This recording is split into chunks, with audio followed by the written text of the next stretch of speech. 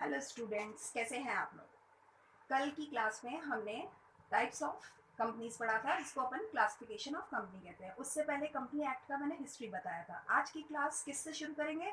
देखिए, आज का टॉपिक है हमारा जो एग्जेम्पशंस और प्रिविलेजेस हम प्राइवेट कंपनी को दे रहे हैं कंपनी एक्ट 2013 के अंडर में, उसकी बात करते हैं।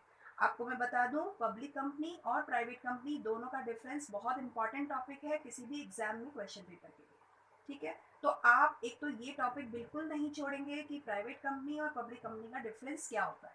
बहुत सारे स्टूडेंट ये डिफरेंस तो लर्न कर लेते हैं, लेकिन अगर क्वेश्चन बन जाए कि एग्जाम्पशंस और प्रिविलेजेस क्या मिली हैं एक प्राइवेट कंपनी को in against of public company, वहां पे वो लोग थोड़ा सा ब्लैंक हो जाते हैं।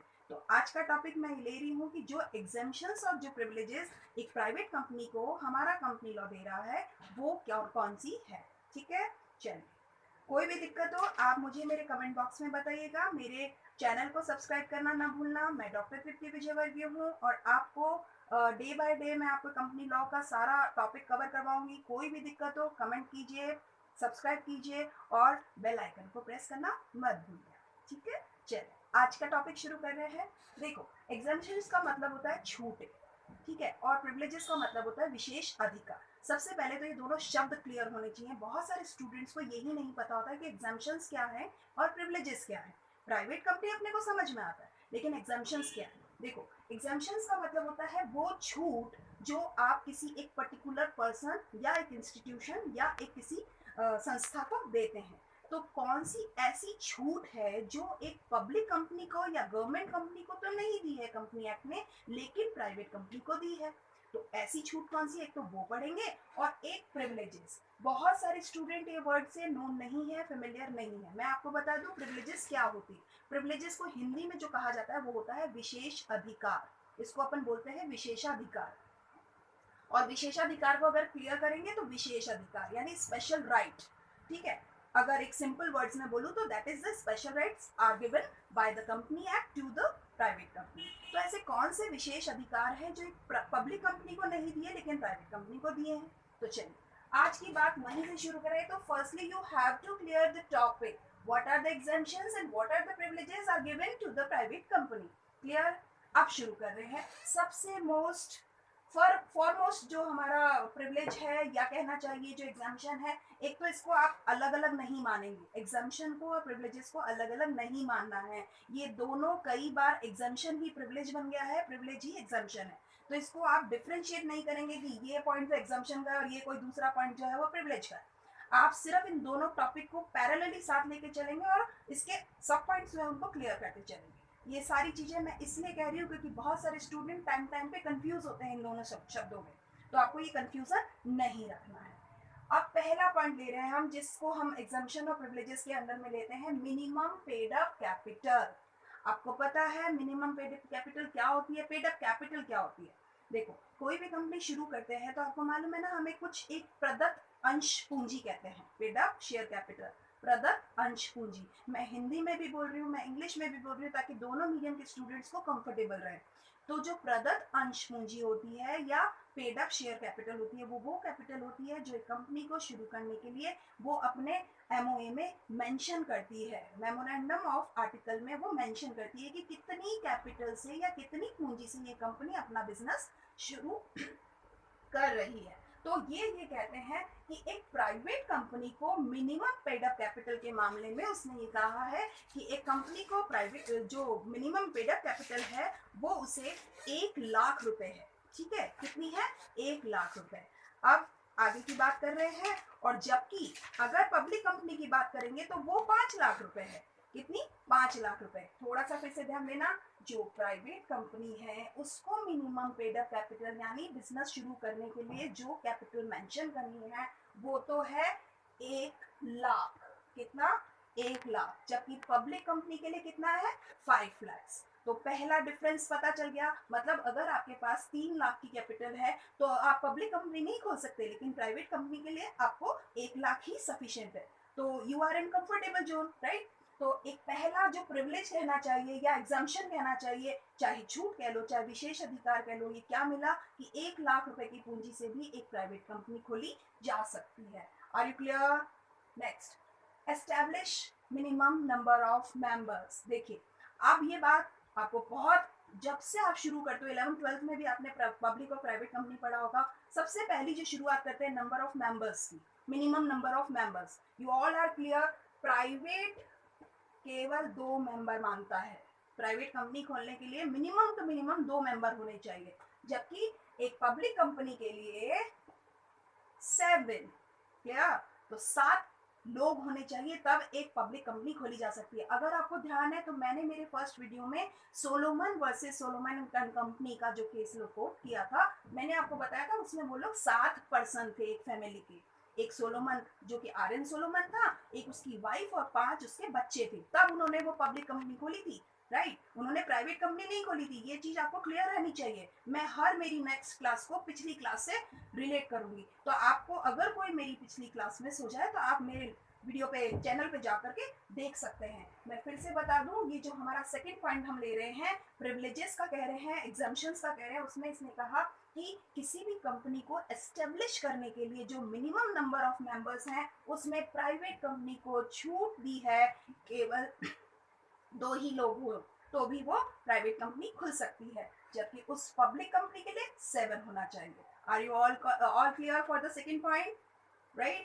Now we are proceeding for the next point. Signature. Signature on MOA and AOA. What is MOA and AOA? Memorandum of Association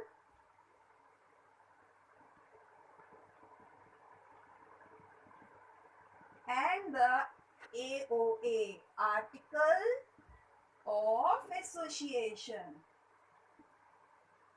अब जरूर हिंदी मीडियम के स्टूडेंट्स को कुछ तकलीफ हो सकती है कि what is MOA and AOA, या what is memorandum of association and article of association. देखो, आपने जरूर पढ़ा है ना, पार्षद सीमा नियम और पार्षद अंतर नियम, बस वही है।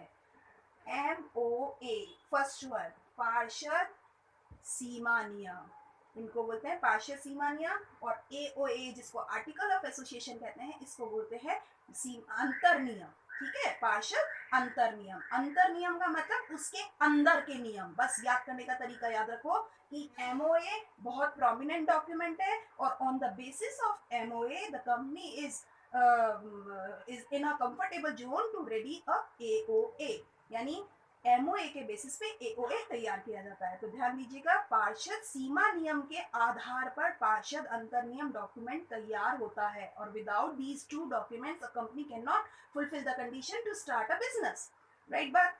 अब आगे बढ़ो। इसने कहा यहाँ सिग्नेचर की बात करते हैं, सिग्नेचर की बात करते हैं। सिग्नेचर के लिए उसने ये कहा है कि एक कंपनी को एमओए और एओए पे जो सिग्नेचर करना है, वो पब्लिक कंपनी को तो केवल 2 ही लोग, 7 लोगों को सिग्नेचर करना पड़ता है, जबकि प्राइवेट कंपनी को 2 लोग ही सफिशिएंट है। फिर से ध्यान देना, इसमें प्राइवेट कंपनी में फिर से 2 और पब्लिक कंपनी में फिर से 7। इसमें मिनिमम नंबर ऑफ मेंबर्स के सिग्नेचर किस पर? एमओए पर और एओ पे। Are you clear all the students? कोई भी दिक्कत आए तो मुझे प्लीज आप कमेंट कीजिएगा। फिर से बता रही हूँ, signature on MOA and AOA पे एक प्राइवेट कंपनी को 2 ही लोग काफी हैं कि वो एओए और एमओए पे साइन कर दे। क्यों? क्योंकि देखो, स्टार्टिंग क्या करे थे अपन, एक एस्टेब्लिश करने के लिए हमें मिनिमम नंबर ऑफ मेंबर्स कितने चाहिए थे? 2। तो ऑब्वियस है 2 ही अगर मेंबर हैं तो एमओए पे साइन करने वाले बंदे भी तो 2 ही रहे, है कि नहीं है? तो यहाँ ये कहने का मतलब है, एक कंपनी एक्ट ने उसको ये प्रिविलेज दिया है प्राइवेट कंपनी को कि अगर उनके 2 ही लोग हैं तो 2 लोग ही एमओए पे साइन कर देंगे। ये उनको कंडीशन दे दी गई है, कोई मैंडेटरी नहीं है कि नहीं नहीं आप तो 8 लोग साइन करेंगे तभी एमओए या एओए जाएगा आगे। ठीक है? तो ये थोड़ा सा अपने आप समझ में आ जाएगा, जब मिनिमम नंबर ऑफ मेंबर्स ही 2 है तो उन्हें एमओए और एओए पे सिग्नेचर करने के लिए जो मिनिमम मेंबर सिग्नेचर है वो भी 2 और 7 ही है। ठीक बात है? आगे बढ़ते हैं। आगे आ जाओ, certificate of commencement of business. आपको पता होगा जब फॉर्मेशन ऑफ कंपनी होता है तो जो लास्ट स्टेज है वो है certificate of business commencement. Business commencement क्या होता है? व्यापार शुरू करना। कमेंसमेंट का मतलब होता है शुरू करना, और बिजनेस कमेंसमेंट का मतलब होता है बिजनेस शुरू करना। तो यहाँ आपको पता होगा, पब्लिक कंपनी को without having a business commencement certificate the company can not run the business, can not start the business actually. ठीक है, लेकिन प्राइवेट कंपनी के साथ ऐसा नहीं है। If the company has a incorporated registration और certificate, the company can start the business. ठीक बात है, इसका मतलब एक और प्रिविलेज मिल गई इसको। प्राइवेट कंपनी को एक और छूट, एक और विशेषाधिकार मिल गया कि बिजनेस शुरू करने का सर्टिफिकेट लिए बगैर भी, केवल इनकॉर्पोरेशन का सर्टिफिकेट होके भी वो अपना बिजनेस रन कर सकती है। क्योंकि आपको मालूम होगा एक इनकॉर्पोरेशन का सर्टिफिकेट और कमेंसमेंट का बिजनेस सर्टिफिकेट मिलने में बीच में गैप काफी टाइम का आ जाता है, 3-4 महीने लग जाते हैं। तो अगर मेरे पास, मान लेते हैं, स्टूडेंट्स क्लियर कर रही हूँ मैं आपको, हम ये मान लेते हैं कि 25 मार्च 2019 को इनकॉर्पोरेशन सर्टिफिकेट मिला एक कंपनी को। कौन सा? Incorporation certificate. वो अगर एक पब्लिक कंपनी है, पब्लिक कंपनी बोल रही हूँ, सार्वजनिक कंपनी, अगर वो पब्लिक कंपनी है तो, और उसे मिल रहा है करीबन 27 सितंबर 2019 को कमेंसमेंट का सर्टिफिकेट। कौन सा सर्टिफिकेट? कमेंसमेंट का सर्टिफिकेट। तो ये जो गैप आया है मार्च से सितंबर का, लगभग 5-6 महीने का, इन 5-6 महीने में वो बिजनेस स्टार्ट नहीं कर सकती थी। तो ये 6 महीने एक बहुत बड़ी कीमत होती है बिजनेस स्टार्ट करने के टाइम पर। चैलेंज होता है कि 6 महीने तक आप बिजनेस नहीं स्टार्ट कर सकते।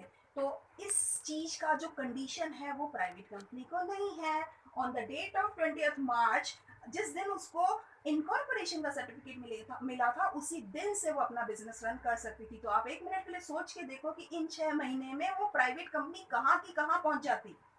उसके एफर्ट्स, उसके एनर्जी, उसका मनी कितना मल्टीप्लिकेटिव फॉर्म में इंक्रीज हो जाता। लेकिन एक प्राइवेट कंपनी के अगेंस्ट में एक पब्लिक कंपनी को इन चीजों का प्रेशर झेलना पड़ा कि नहीं पड़ा? तो अब आप इसको एग्जाम्पशन और प्रिविलेज कहोगे कि नहीं कहोगे? कहेंगे। तो ये आपको पता होना चाहिए। आपको पता सब कुछ होता है, लेकिन एग्जाम्पशन और प्रिविलेजेस के नाम पे पता नहीं होता है कि ये उसको मिली है छूट या उसे मिला है विशेषाधिकार।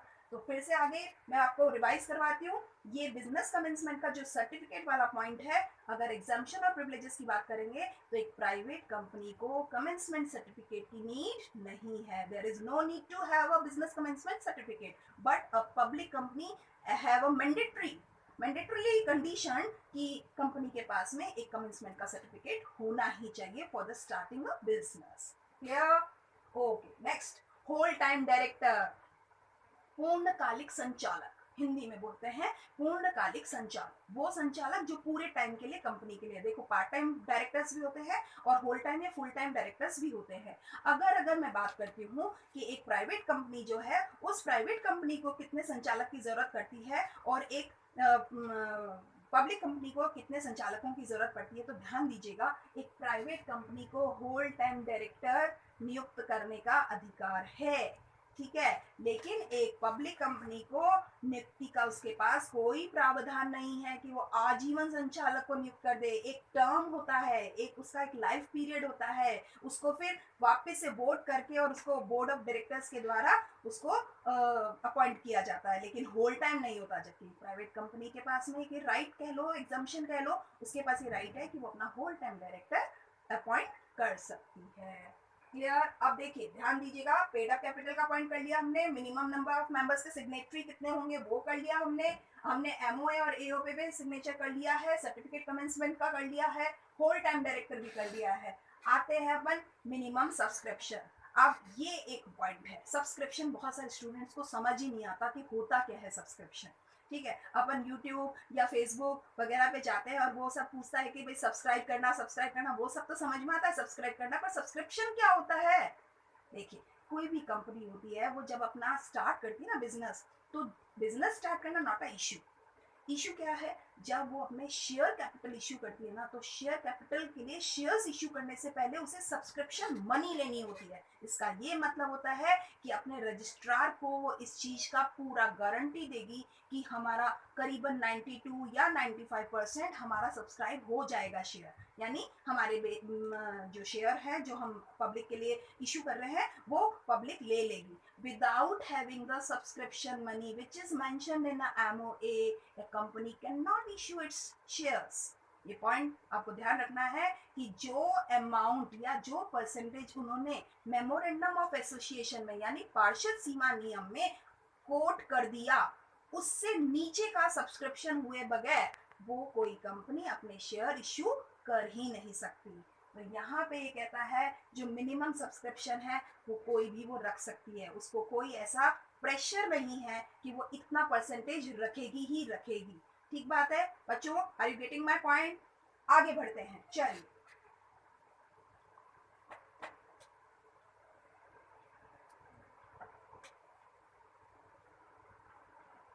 बहुत अच्छे अच्छे पॉइंट्स हैं, आपको ये सब ठीक है। स्टूडेंट्स अब आगे बढ़ते हैं, बात करते हैं प्रोस्पेक्टस की। देखो ये भी एक पॉइंट है जिसको हम कहते हैं एग्जाम्पशन और प्रिविलेज मिली है एक प्राइवेट कंपनी को।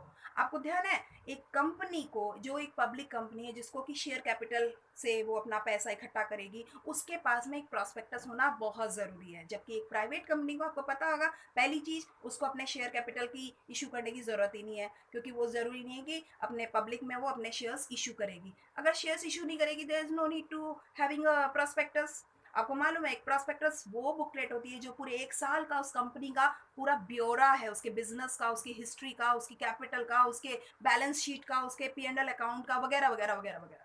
ठीक है, क्योंकि उसी को तो देख करके एक व्यक्ति अपने किसी कंपनी में अपना पैसा इन्वेस्ट करे या ना करे इस बारे में निर्णय लेगा, है कि नहीं? तो एक एग्जाम्पशन, प्राइवेट कंपनी को प्रॉस्पेक्टस रखने का कोई ज़रूरत नहीं है। अगर वो शेयर कैपिटल रखे और शेयर इश्यू करे तो the company can print the prospectus, but it is not mandatory. In the case of public company it is very mandatory, right? This is the condition for a public company, but this is the exemption for a private company. आपको समझ में आ रही है मेरी बात कि एक निजी कंपनी के लिए ये एक छूट है, जबकि एक सार्वजनिक कंपनी के लिए ये एक चुनौती है, ये एक शर्त है। ठीक बात है। आगे का पॉइंट ले रहे हैं यहाँ पर, नई अंश पूंजी का अगर इशू करना हो, issue for new share capital, अगर नया शेयर कैपिटल, यानी ऑलरेडी एक शेयर कैपिटल उनके पास है, आफ्टर सम सर्टेन पीरियड अगर the company wants to share issue new share capital या new issuing of new shares, तो क्या वो कर सकती है? तो ये कहते हैं एक कंपनी को कोई, जो कि अगर एक प्राइवेट कंपनी है तो कोई ज़रूरी नहीं है कि वो नए शेयर कैपिटल को इशू करे, जितना है उतना भी सफिशिएंट है। जबकि एक पब्लिक कंपनी को क्या होता है, टाइम पीरियड के बाद में अपना शेयर कैपिटल को नया इशू करना पड़ता है या उसमें अल्टरेशन करना ज़रूरी हो जाता है। ठीक है, आगे बात करते हैं। आपने ये शब्द बहुत बार पढ़ा होगा, स्टैच्यूअरी मीटिंग एंड स्टैच्यूअरी रिपोर्ट। हिंदी की बात करूं तो वैधानिक सभा और वैधानिक रिपोर्ट, या जो रिपोर्ट कहना चाहिए, या वो जो उनका रिपोर्ट ही ठीक रहेगा हिंदी में भी। ठीक है, चलिए अब बात करते हैं स्टैच्यूअरी होता क्या है। विधान से बना हुआ है, वैधानिक स्टैट्यूट से बनता है स्टैच्यूअरी वर्ड। ठीक है, अब वैधानिक सभा क्या होती है आपको पता है? जब मैं मीटिंग बताऊंगी ना आगे जा करके तब मैं बहुत क्लियर करूंगी, लेकिन इस समय भी मुझे क्लियर करना बहुत ज़्यादा ज़रूरी हो जा रहा है, क्योंकि without clearing the word you can not understand the term. Statutory का मतलब है वैधानिक और स्टैच्यूअरी मीटिंग का मतलब है वैधानिक सभा। एक पब्लिक कंपनी जब एक अपना कंपनी का जो इनकॉर्पोरेशन का सर्टिफिकेट है वो ले ले, बिजनेस कमेंसमेंट का सर्टिफिकेट ले ले, वो भी हो गया, बिजनेस स्टार्ट भी कर लिया, तो within the 6 months, within a certain period of 6 months the company has to hold a statutory meeting. उसे अपनी एक वैधानिक सभा बुलानी ही पड़ती है, ये बहुत ज़्यादा ज़रूरी है। और बच्चों एक चीज़ और क्लियर कर रही हूँ मैं आपको, ये बिल्कुल दिमाग में सेट कर लेना, स्टैच्यूअरी मीटिंग पूरी कंपनी के लाइफ टाइम में केवल एक ही बार होती है। फिर से बोल रही हूँ मैं, एक चाहे कोई सी भी कंपनी हो, पब्लिक कंपनी हो, गवर्नमेंट कंपनी हो, कोई सी भी कंपनी हो, बात अगर स्टैच्यूअरी मीटिंग की हो रही है तो होल लाइफ टाइम जो कंपनी का है, पूरे जीवन में, चाहे वो 50 साल चले कंपनी, चाहे 25 साल चले, चाहे 2 साल चले, पूरे कंपनी के जीवन काल में केवल एक टाइम, सिंगल टाइम ही ये मीटिंग होती है। केवल एक यही मीटिंग है जो सिंगल टाइम होती है। बाकी सारी मीटिंग जैसे एजीएम है या एक्स्ट्रा ऑर्डिनरी ईजीएम है, ये सारी टाइम टाइम पे होती रहेंगी। एजीएम तो हर एक साल से होती है और ईजीएम जो है